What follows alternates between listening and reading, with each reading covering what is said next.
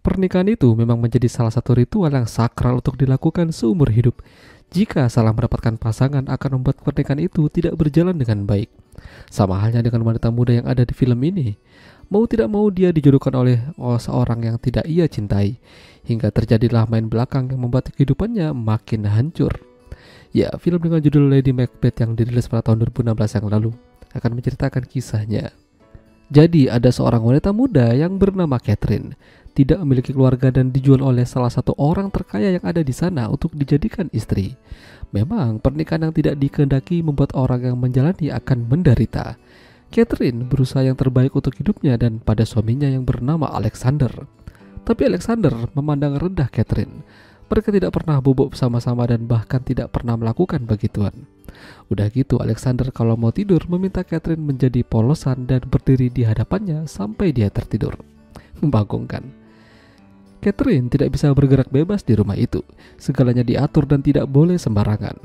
Hingga suatu hari Alexander pergi ke tambang miliknya karena di sana ada kecelakaan dan harus menangani masalah tersebut. Ayah Alexander yang bernama Boris memberitahukan itu pada Catherine. Catherine tidak boleh banyak bertanya. Yang jelas Alexander pergi dan mungkin akan lama kembali. Namun di balik itu ada rasa kebebasan pada Catherine. Dia bebas keluar rumah mencari udara segar kapanpun dia mau. Dan Boris juga jarang ada di rumah tersebut. Catherine beberapa kali dilarang oleh pembantunya yang bernama Anna. Namun Catherine tetap nekat keluar rumah. Suatu hari Catherine mendengar suara rame-rame orang teriak di salah satu kandang kuda. Begitu dilihat ternyata Anna lagi dibuat mainan sama pekerja-pekerja laki-laki yang ada di sana. Salah satunya adalah Sebastian. Sebastian ini adalah orang baru, bahkan dia juga berani menyentuh Catherine. Hingga dia kesal dan akan melaporkan Sebastian pada suaminya. Namun apa yang terjadi malam itu malah makin membagongkan. Sebastian dengan beraninya masuk ke dalam kamar Catherine karena dia tahu kalau Alexander ini tidak ada di rumah. Catherine yang kalah kuat akhirnya tidak bisa melawan hingga terjadilah permantapan. Tapi Catherine lama-lama malah nagih dan hal itu terus-terusan terjadi. Anna yang sering keluar masuk kamar Catherine membawakan makanan merasa curiga mendengar suara orang lain di kamar Catherine. Siapa dia?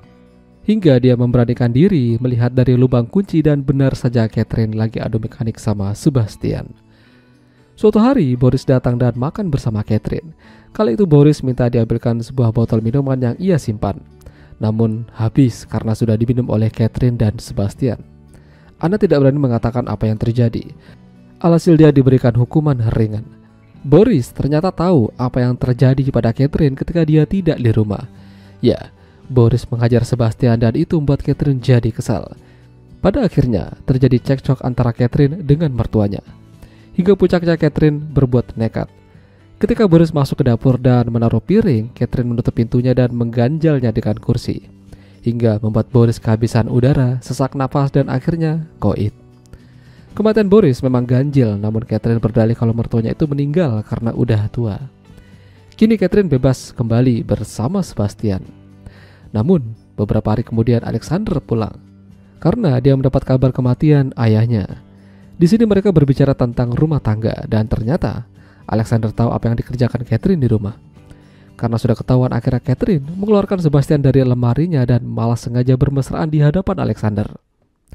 Alexander yang naik darah lantas mengajar mereka berdua, tapi sayang Alexander kalah jumlah dan dihabisi oleh Catherine menggunakan tongkat besi.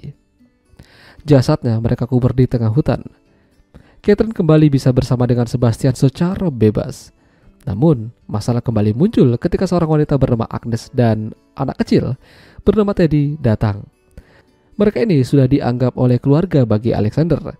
Kedatangan mereka ke sana atas wasiat yang diberikan Alexander pada Teddy. Teddy memang bukanlah anaknya, namun dia diangkat menjadi anak ketika berhubungan dengan wanita dulu.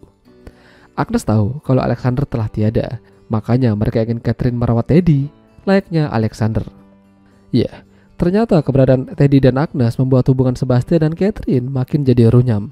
Sebastian tidak bisa lagi masuk-masuk sembarangan ke rumah itu karena ada Agnes.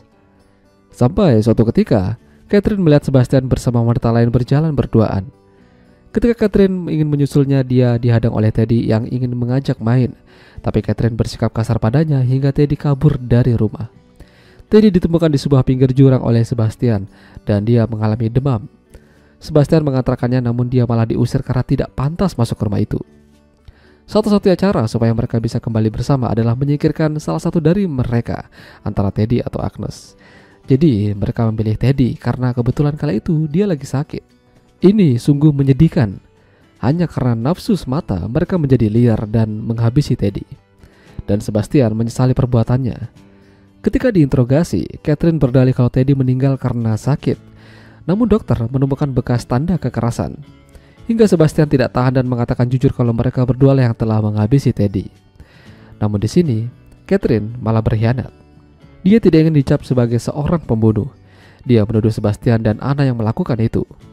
Orang rumah lebih percaya Catherine, hingga pada akhirnya Sebastian dan Anna yang jadi tumbal dan dipecat dari sana. Kini Catherine benar-benar merasa sendiri. Tidak ada lagi yang membantunya mengurus rumah dan juga dia kehilangan kekasihnya, Sebastian. Itulah tadi alur cerita film Lady Macbeth. Jika kalian suka dengan video ini, jangan lupa untuk tinggalkan like. Dan sampai jumpa lagi.